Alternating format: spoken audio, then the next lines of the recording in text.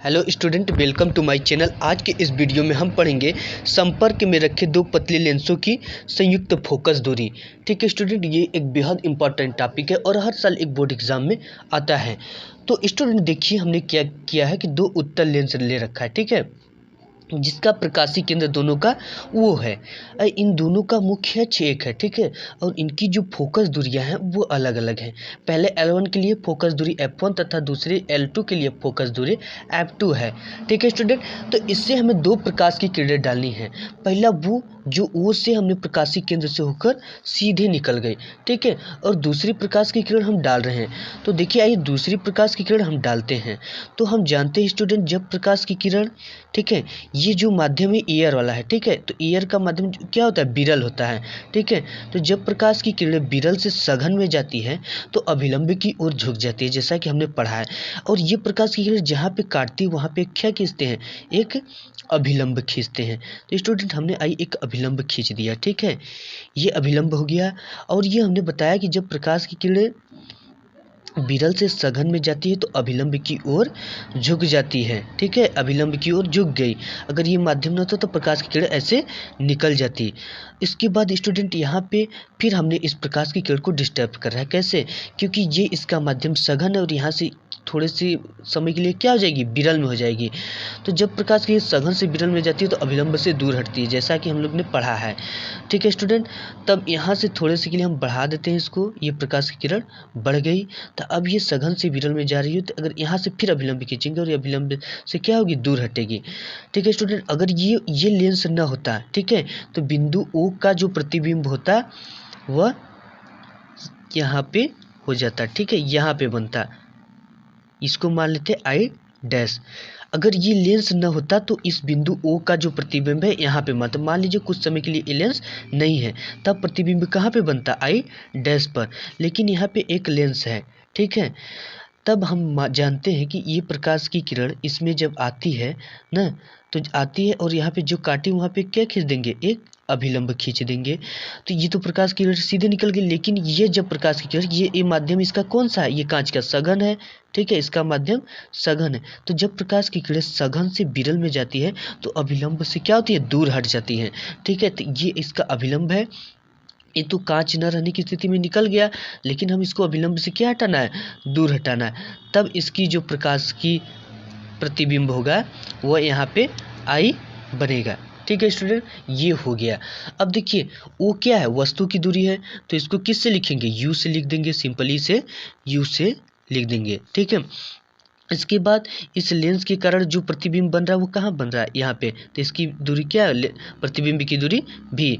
अब देखिए lens L1 के कारण जो प्रतिबिंब बन रहा है उसकी दूरी भी डैश हो जाएगी, ठीक है। ये I डैश की जो दूरी है लेंस L1 से कितना होगी, भी डैश होगी, ठीक है स्टूडेंट। तो देखिए ये सब प्रोसेस हो गया।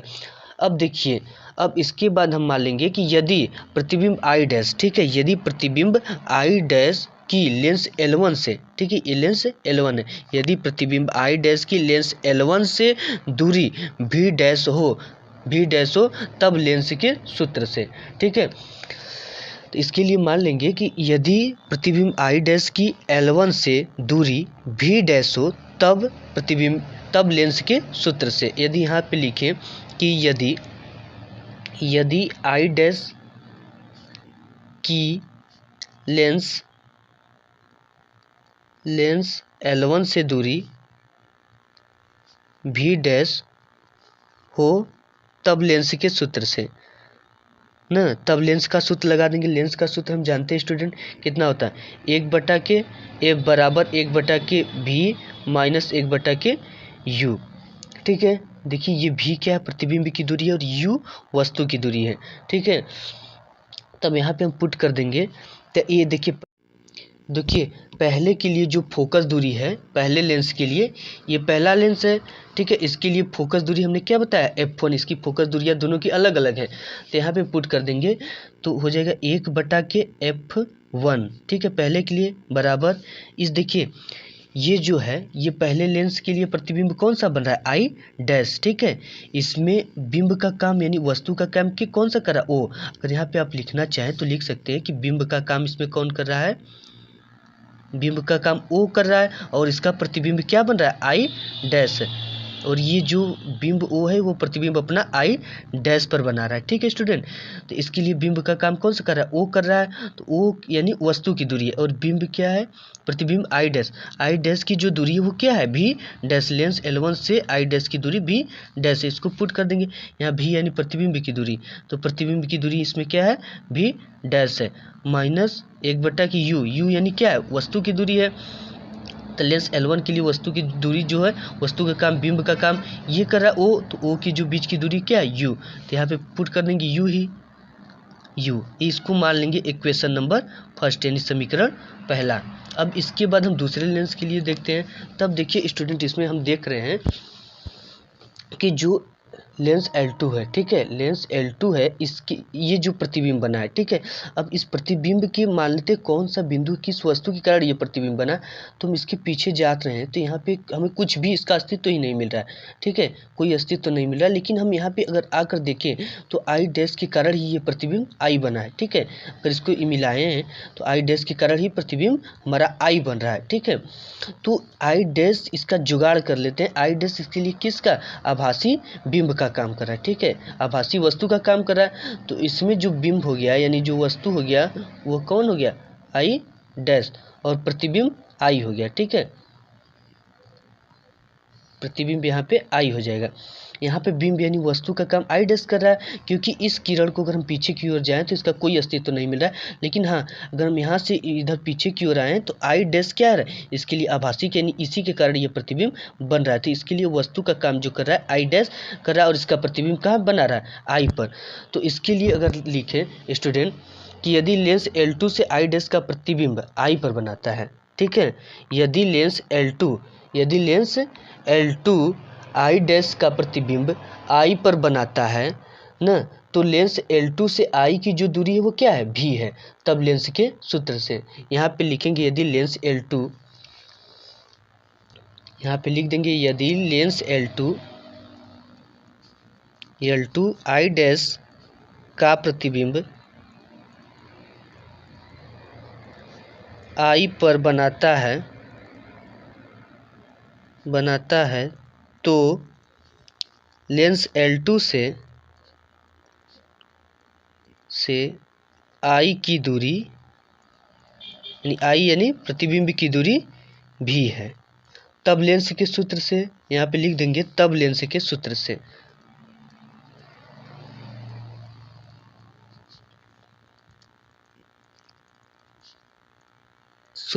हो गया। तो लेंस का सूत्र हमने स्टूडेंट जानते, 1/F बराबर 1/V माइनस 1/U। ठीक है स्टूडेंट, ये भी है 1/V माइनस 1/U। अब देखिए हम दूसरे लेंस के लिए निकाल रहे हैं। ठीक है, इसके लिए जो बिंब है यानी वस्तु का काम कौन सा कर रहा है, आई डैश, और प्रतिबिंब का काम आई कर रहा है।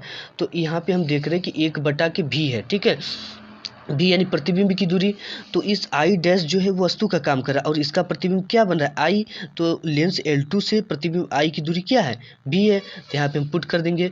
और देखिए लेंस L2 के लिए जो फोकस दूरी है वो F2 होगा। ठीक है, इसके लिए F1 और इसके लिए F2, तो यहाँ पे हम पुट कर देते हैं स्टूडेंट। तो ये हो जाएगा, यहाँ पे देख लीजिए 1/F2 इक्वल 1/V, तो भी यानी कि इसका जो प्रतिबिंब की दूरी, इसका प्रतिबिंब, इसके कारण प्रतिबिंब ये बन रहा है, इसके बीच की दूरी भी है, तो इसको पुट कर देंगे। तो हो गया भी माइनस 1/U, यू यानी इसके लिए देखिए इस प्रतिबिंब के लिए वस्तु का काम कौन कर रहा है, आई डैश, तो आई डैश की जो बीच की दूरी है वो क्या है, भी डैश है। लेंस L2 से आई डैश की जो बीच की दूरी वो क्या है, भी डैश, तो यहाँ पे पुट कर देंगे भी डैश। ठीक है स्टूडेंट, अब देखिए ये क्वेश्चन नंबर 2 बन गया ना।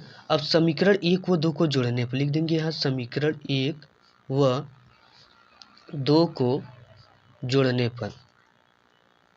और देखिए जोड़ने पर हमें क्या मिलता है, पहले 1/F1 और 1/F2 को जोड़ देते हैं, तो हो गया 1/F1 प्लस 1/F2 इक्वल, अब देखिए इसका इक्वेशन बराबर की इधर वाला 1/V डैश माइनस 1/U, यहाँ पुट कर देंगे 1/V डैश माइनस 1/U, अब प्लस इसको जोड़ना है, अब इसका ना इस बराबर की 1/V माइनस एक बटा के भी डैश। अब देखिए एक बटा के भी डैश एक बटा के भी डैश से कट गया, प्लस और माइनस कट गया। अब यहाँ पे बचा क्या स्टूडेंट, ये बचा एक बटा के F1 प्लस एक बटा के F2 बराबर माइनस एक बटा के U प्लस एक बटा के V। ठीक है, अब देखिए इसको क्या माइनस एक बटा के U को इधर लिख दे, एक बटा V को इधर लिख सकते हैं ना, एक बटा के V माइनस एक बटा के U, ये हो गया।